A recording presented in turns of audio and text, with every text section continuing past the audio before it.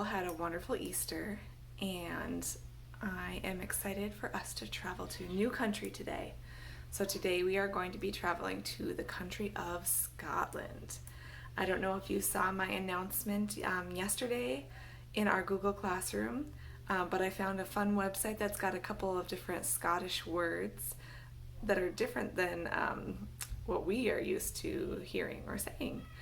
So if you have a chance, go check that out and try your hand at some Scottish sentences. I saw that, I think Lila already did one, but I want to see some more and we can figure out what each other are saying. If you're lucky or maybe unlucky, I might try my hand at doing a Scottish accent at some point during this video lesson, but we'll see. I'm not very good at it.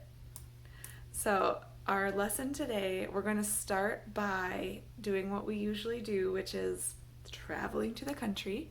Then we are going to read out loud our Scottish fact sheet, and I will read that to you guys and you can follow along. And then we will be doing some Scottish plaid or tartan designs out of watercolor. And once we finish those designs, we're going to cut it out and create a Scotty dog. I actually learned this recently doing my research for this project, that Scotty dogs actually do come from Scotland. I wasn't sure. I don't know why I thought that they had that name, but they do come from the Highlands of Scotland. So they are a type of terrier. And if you aren't familiar with what a Scotty dog looks like, you can check out the outline that I've put on Google Classroom. But I'd like you to try your best to freehand draw the Scotty dog outline on your plaid after we're done painting it. If you really aren't confident about your drawing skills and you want to print that out and trace it, you could, but I am confident of your drawing skills and I think you could do a really great little Scotty dog. So that picture that I showed you, or that I have put on there, will be kind of your reference photo and inspiration, and then I'll also do kind of a guided drawing on my paper so that you can follow along with that. Okay, let's get started. Here we go to Scotland.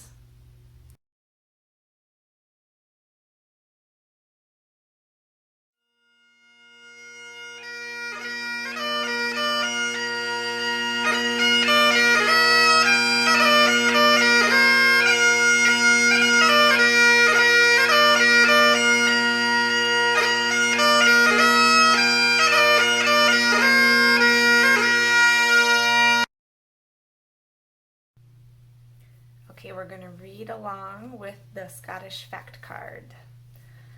So Scotland shares the same large island as Great Britain. Animals. The pine marten is a nocturnal mammal that is all over Scotland. It looks like a darker ferret and is nocturnal. They were once hunted for their furs, but now are being brought back with the aid of new forests. Food. Even though Scotland's dishes include game, fish, fruit, and vegetables, a lot of the food is very high in fat. The country is working to improve the diet of all their citizens, though. Climate. Temperatures can vary greatly from warm to -31. Icebergs can be seen from Scotland during the winter months. Culture. In Scotland, men wear kilts in the colors of their clan, which is like an extended family. Many also play a musical instrument that started in Scotland called the bagpipes. This is a set of pipes that is controlled with a bag of air. So if I can figure it out, I'd like to put some bagpipe music on our video, but we'll see if I know how to do that. So now we're going to create our version of the colors in the tartan. So a tartan is a type of plaid, and the colors that are in the tartan usually have to do with a Scottish person's clan. So different clans had different tartans, and they would have those colors in their clothing, such as kilts. to signify what clan they were from. So we are going to create our own version of a tartan or a plaid using watercolors. For this project, you will need a watercolor piece of paper. It may work even with a thinner piece of paper because we are not going to be doing a lot of really wet watercolors. So we're going to be doing kind of stripes. So if you don't have watercolor paper, you can try this with a regular piece of computer paper, or if you have cardstock or any type of sort of thicker paper, that might work best. And then you're going to need your watercolor paints, and you're also going to need a couple different sizes of brushes, at least 3 different sizes. So I've got my large, medium, and small brush. We're going to start by deciding what colors we want in our plaid pattern. I think I'm going to do some warm colors today. So take your large brush first, and there's lots of different ways to do this. I just want to point out that this is just one way, one version of plaid, and I want you to experiment. So you don't have to follow my directions exactly, just the main idea of them. So if you want yours to look different than mine, I have a different number of stripes or a different thickness of stripes, go ahead, experiment, play with it, be creative. I like to see that. So we're going to paint our thickest, widest lines first, and then we're going to work down to the thinner ones. So I'm going to start with some yellow.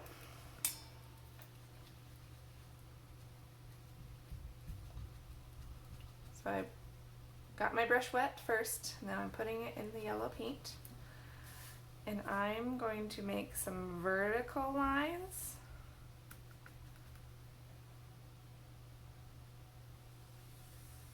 With my big brush. I'm trying to keep them roughly the same distance apart from each other.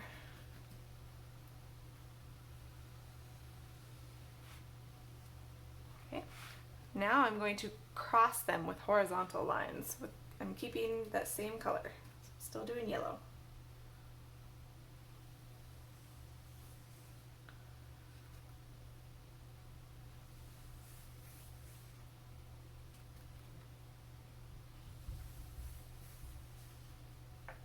All right, that's my first layer.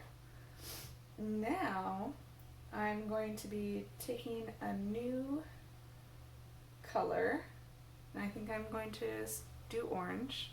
Oh, I'm noticing that even this paper is kind of warping a little bit, so maybe I should have taped it down. Because I used a pretty wet watercolor, I'm going to dry it a little bit with my hair dryer first before I do the next step, because I don't want the colors to blend together. I want it to layer over top of this. My paper is nice and dry now, and as I dried it, it actually flattened out, so I'm not going to worry about taping it down. And now I'm going to come in with my medium-sized brush and pick my next color, which I said I was going to do orange. And I'm going to make some more stripes, very similar, but I'm going to offset them a little bit, so they'll just be slightly next to the big ones.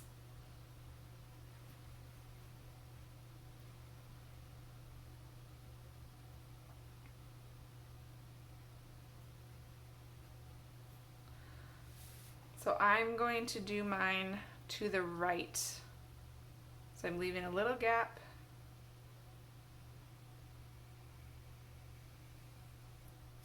Tried to make them straight. I kind of got a little wobbly there, but that's okay.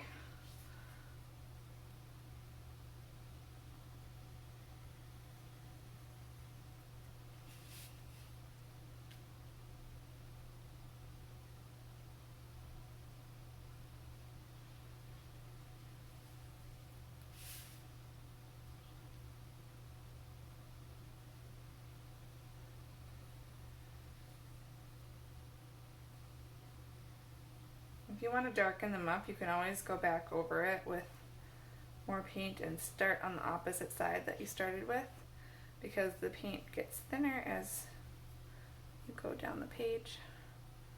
So it kind of faded away on the bottom there.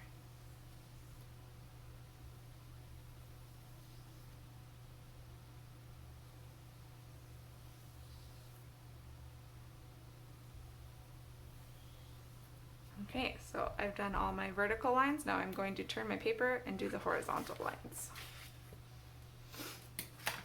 Same thing, I'm going to go to the right of all these lines.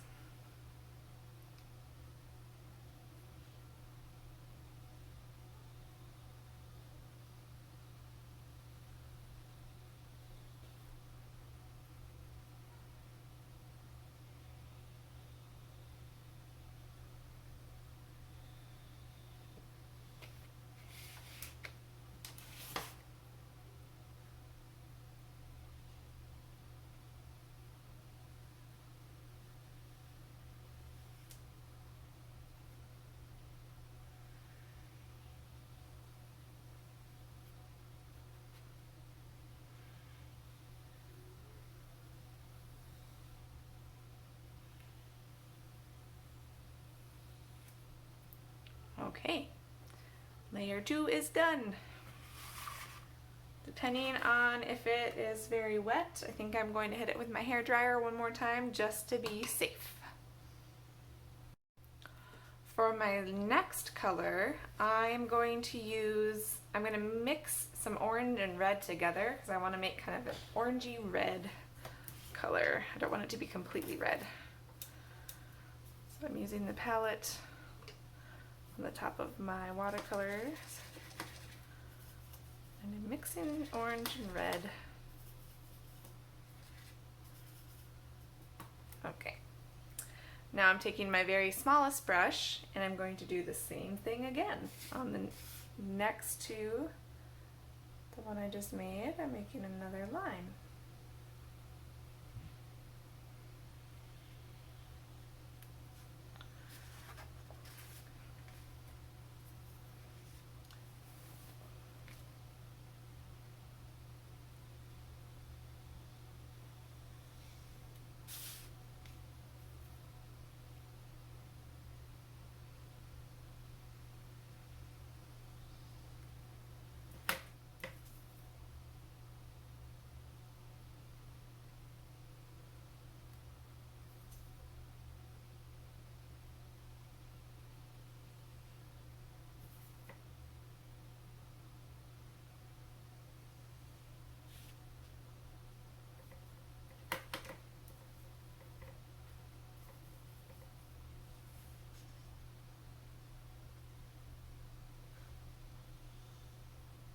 For this one, I'm actually going to do 2 small lines. That's going to be my pattern.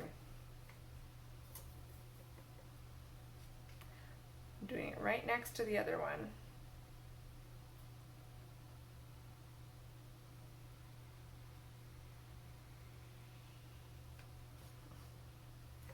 I'm having a hard time keeping my lines straight today.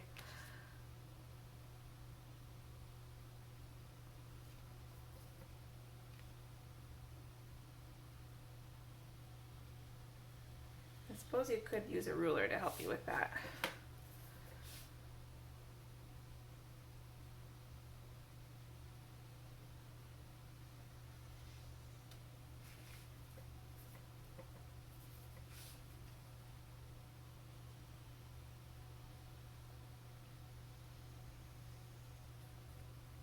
So I've got my 2 lines going that way, turning it.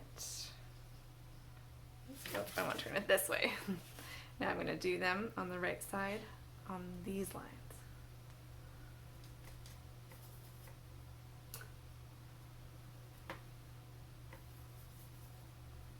Getting more paint ready.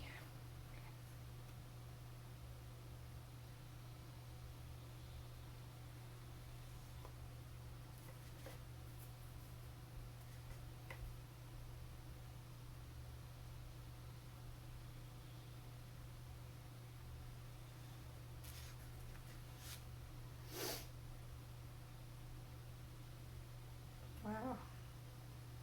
I don't know why I can't make a straight line today.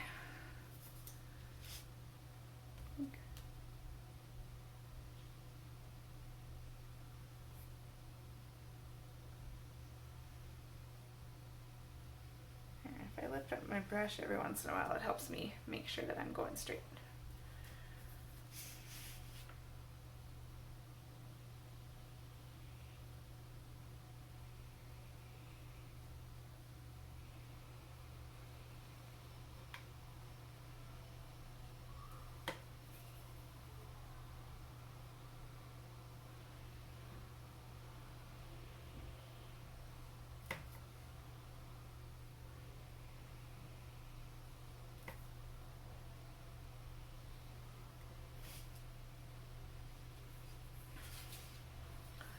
Okay, so that's your basic plaid design. I think I'm going to add one more line, even skinnier. So I'm going to look for my brushes, excuse me, and find an even smaller brush than the one I just used.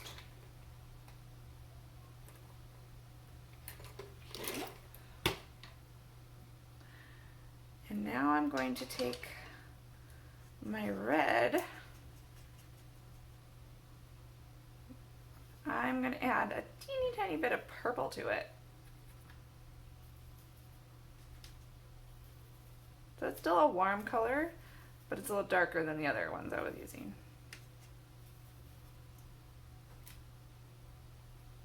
And I'm going to do one more skinny line, kind of in the middle here.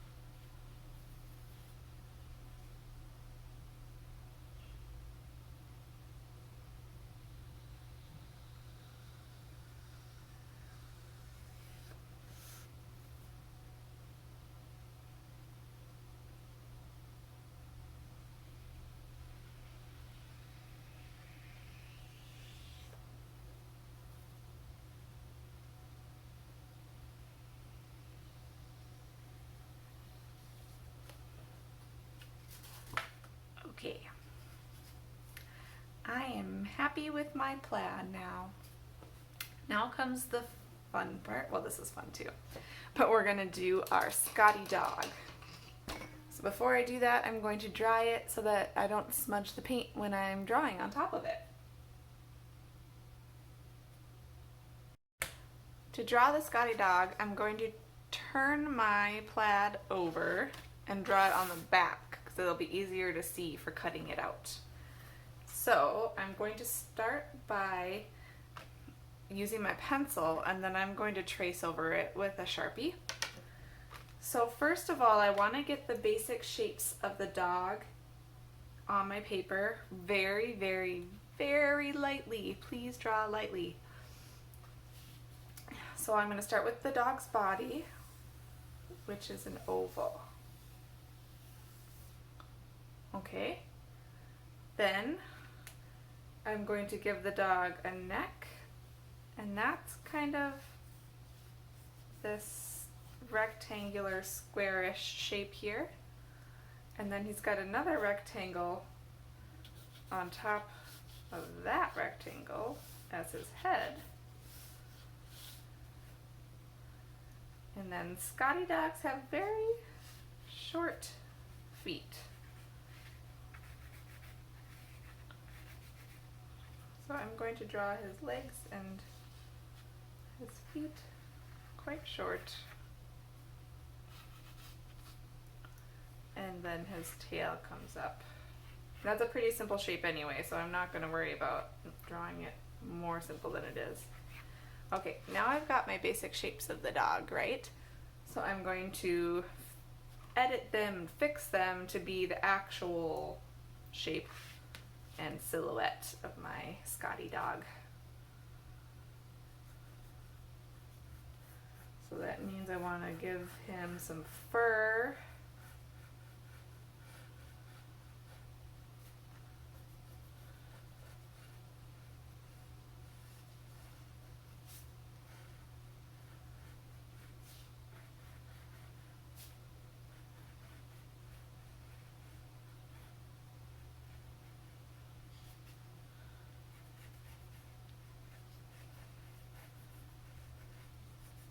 So yeah, I started out drawing light, but now I'm drawing darker.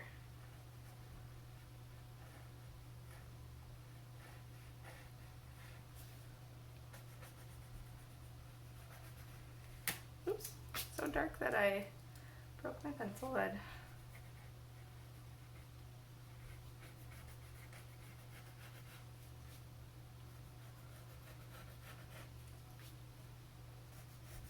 His back is a big curve.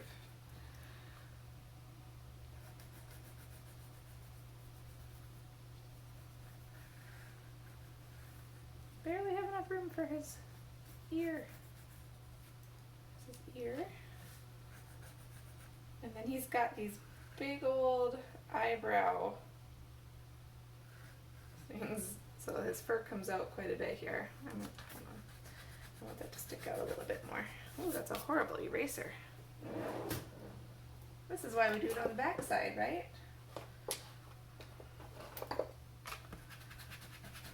I didn't ruin my plaid with that horrible eraser mark.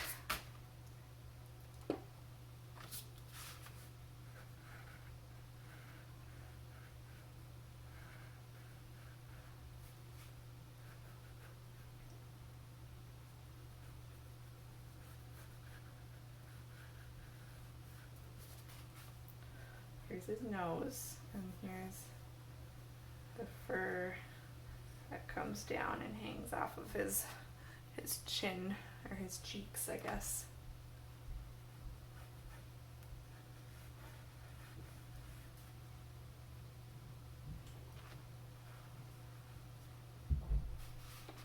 Okay, so I'm satisfied with my silhouette of my dog. Now I'm going to trace it with my Sharpie and then cut it out.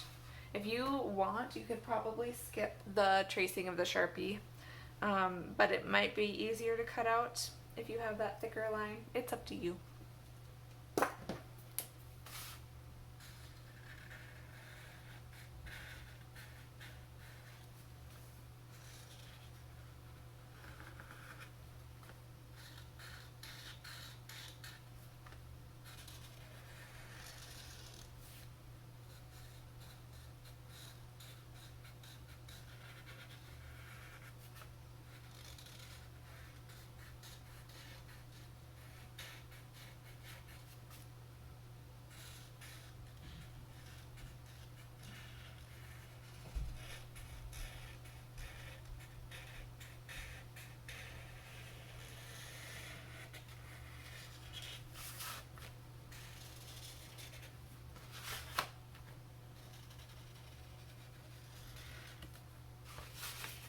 Okay.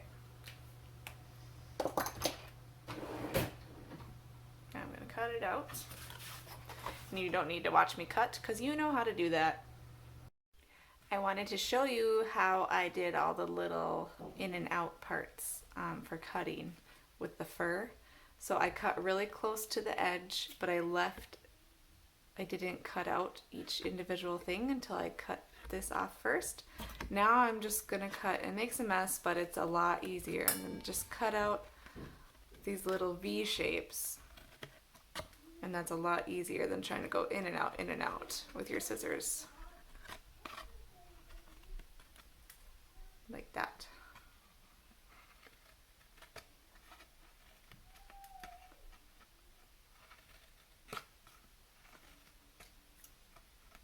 There we go. My Scotty dog is cut out. Now, I forgot to mention this, but if you have a darker piece of colored paper, that is what we want to glue this on or tape it on. So I'm going to get that. Okay, so I traced around his edges, and I gave him a little eye, and he looks so much better now. And I was looking at how much extra pretty paper I have left from the plaid that we painted. That was a lot of peas. Good alliteration, Mrs. Berger. And I decided that I was going to kind of add some little decorations around my Scotty dog with those plaid, that plaid paper. So I'm going to do some shapes and decorate around my Scotland Terrier. Okay, I'm all done with my Scotland Terrier, and I've decided I want to name him Nessie. Nessie for the Loch Ness Monster.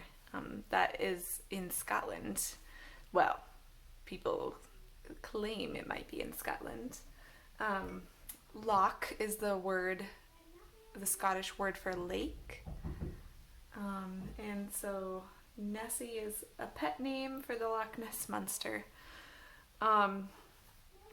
Speaking of mythical creatures, I wanted to remind you that I celebrate creativity. So if you want to make a plaid version of a different kind of animal, or even a make-believe creature such as the Loch Ness Monster, I encourage that. You don't have to do a Scotty dog. You could do a cat, or like I said, even a Loch Ness Monster or a unicorn. Whatever you would like to create. So I want to see a silhouette of a dog, or I'm sorry, a silhouette of an animal with plaid. And sorry, my kids are arguing outside the door. I lost my train of thought. A silhouette of an animal in plaid. It can be a Scotty dog like mine, or it can be something completely different. I look forward to seeing what you come up with. I hope you enjoyed our time in Scotland. Next week we will still be in Scotland, and we'll be learning about a different artist who is from Scotland. All right. Have a wonderful afternoon, everybody. Bye-bye.